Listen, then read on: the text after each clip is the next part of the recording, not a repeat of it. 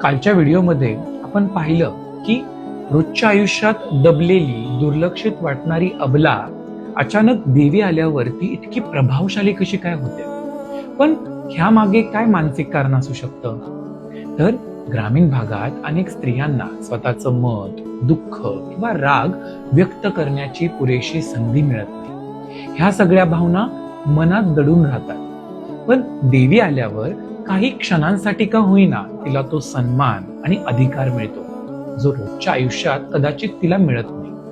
मग हे सर्व ती काय मुद्दामून करते? नक्कीच नाही. काही परिस्थितींमध्ये तीव्र मानसिक ताण आणि दडपलेल्या भावनांमधून अशा प्रकारचे अनुभव किंवा वर्तन सबकॉन्शियस लेवलवरती घडतं. मानसशास्त्रात अशा गोष्टींना डिसोसिएशन असं म्हटलं जातं. पण प्रत्येक अंगात येण्याला मानसिक आजार म्हणणं योग्य आहे का?